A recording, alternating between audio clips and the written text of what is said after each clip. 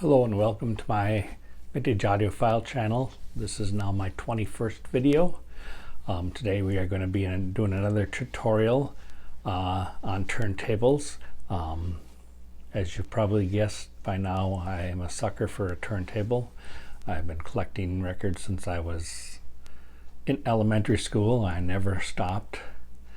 So you got to have something to play them on. So I do have quite a few turntables, and this is one of them. It is an Akai AP-X1 turntable, probably made around I would say mid 80s, just before the CD started taking over, and eventually turntables and records for a while went away. This one is a belt drive. It is a P-mount type of turntable, which means that the cartridge and stylus plug into the head shell instead of being done like the older style, which have now since come back. P-mount have kind of died out, and while it's getting a little harder to find P-mount cartridges, you can still find them. It's harder to find some of the high-end ones that used to be made, but the ones that are still out there and remaining are just as good. Will do you no harm to your records and work just fine.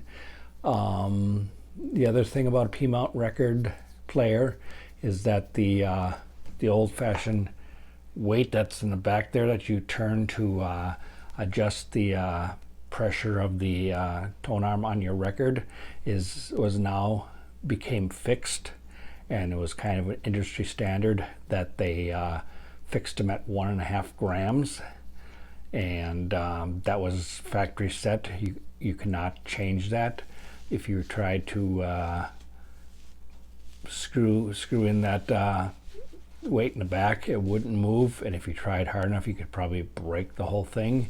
So I wouldn't recommend you doing that.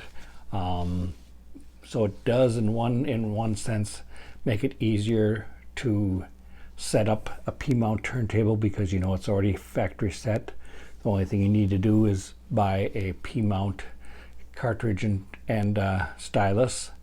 Like I say, they're still available. You can find them anywhere needles are sold, either brick and mortar stores or online. When I bought this, I didn't have a P-mount cartridge on it, so I went and bought one.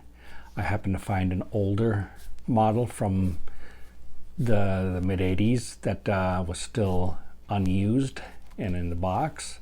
The one nice thing about this particular P-mount cartridge is it has a flip down guard protector on it, which is pretty much no longer available to find in the newer ones these days. They're just out there, and the cartridge needle is exposed.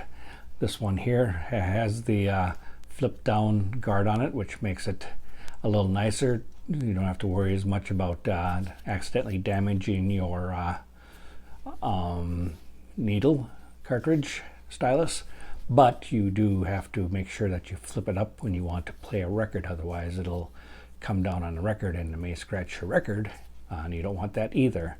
So it's kind of a give and take, pro and con type thing. But I do have the cartridge here. It is out of the box, so I will hold it up here and show it to you. It is an Audio-Technica AT-T01P, and it looks like this. And it's your standard P-mount type. It's got the Audio-Technica logo there, and here is the stylus guard, which you just flip up, and there's your cartridge needle in there. It does have the standard P-mount 4-plug thing that you plug right into the tone arm, with a hole here that you put a screw through and screw down so that it doesn't accidentally pull out when you're using it. And that's about the only thing you need to do when you're putting these in, is plug it in, put that particular screw in, and it's set and ready to go. I will demonstrate here for you how that works. I don't want to be shaky when I do this video here, so I'm going to keep it fixed, and I'm going to put this down just for protection. Basically, you put it in to the thing here, plug it in, and then you're pretty much done, except for putting the screw in, just a standard screw with a standard sized head mount on it. Before I do that, I will take this back out and show you that this particular one is what they call a universal P-mount, and by that I mean that it comes with an adapter that you can add to it that looks like this, and it's got plugins here that are larger size that would that if you put it into a standard tone arm, the plug-in individual wires would fit right on there like they should, and tight and not fall off. And then to put this like that, you just plug it in like that, and then you've got your universal 1/2-inch type of setup. Just make sure you put that screw that I showed you before in the hole here, so that you can make sure it's mounted good. And then you just put your screws up through the top like you do on a normal cartridge from the 1/2-inch mount type, and then you're ready to go. But because this is a P-mount cartridge, I don't need that, and I will plug that back in here so that you can see how that works. I'm going to take that screw that I have with a screwdriver, and hopefully I can get it in the screw hole here without too much difficulty. It is a small screw. I'm going to open that up so I can lift it up a little bit to get better access to it. I'm sliding it into the slot there, turning the screw. It is tight. And there you go. You have a P-mount cartridge on a P-mount turntable. Flip this up when you want to play your record on it, and you're good to go. Pretty simple, huh? I think so. It's too bad that the concept didn't hold up, but while there was nothing wrong with the concept, I think people were more used to using the old-fashioned style 1/2-inch and an adjustable adjustable weight on the back, and the pressure adjustment on the side for tracking the grooves. With the P-mount you don't have that because it's all factory set up with the tone arm itself to because it is at 1.5 grams for turntable stylus pressure.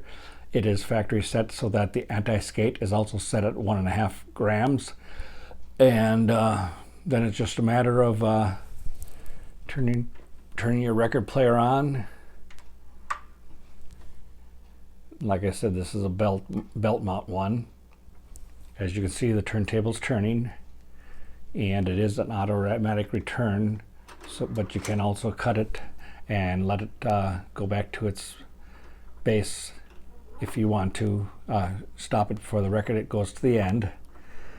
It is pretty basic. It doesn't have any strobe or nothing like that on it. It is a belt mount, and it does have your 45 and 33 selector here, where you right now it's on 33. Just slide it over to get to 45.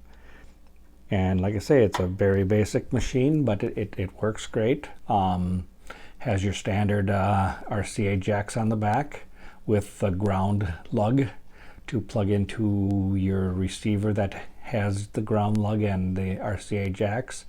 If you do not have a receiver that has a dedicated phono on it, you would need to get yourself an intermediary preamp module that you would plug the wires into that, and then in turn that would plug into any RCA jacks on the back that aren't being used, that are inputs, so that you could listen to your turntable.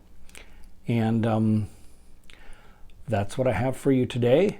Hopefully this tutorial on T4P style, that's what they called the technical term for the cartridge and for the tone arm, and basically for the record player itself. That was what the long fancy name, I guess you could say, for what people call P mount.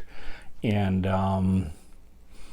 there's nothing wrong with this particular model, and hopefully my tutorial enlightened you a bit, because I know there are a lot of half-inch mount, but you may see some P mount players out there and you're wondering what they are and how to use them and how to find a cartridge. Well, hopefully this will enlighten you a little bit to both the downfalls and the pros that are associated with a P mount cartridge record player. Like I say, I like them because they are basically factory set for you. You just plug and play basically. There's no fancy setups you have to do as far as doing your counterweight and doing your the anti tracking and stuff like that. Plus you don't have to worry about dialing in the exact grams for stylus pressure, or getting out your protractor to make sure that the stylus is aligned with the record like you do with your other ones, if you want to get really technical about them. This is, like I say, it's just basically plug and play, set and forget, and you're ready to go. So that definitely has a big advantage for some people who want the convenience, but then there's the other people who like doing everything themselves and the pride that comes with it to get something set up right and working properly. So that choice is up to the individual, and this is just one choice. Next time I do a tutorial on changing styluses, it will probably be a half mount style, which do take considerably more time to tweak, but they're just as enjoyable once they get done right. Until next time, please like my video. Please subscribe to my channel for further updates on videos I already have out there, plus first dibs on when a new video of mine comes out. Leave any comments you want to have for me, and as always, have a great day, and thank you for watching this video. Talk to you later. Bye-bye.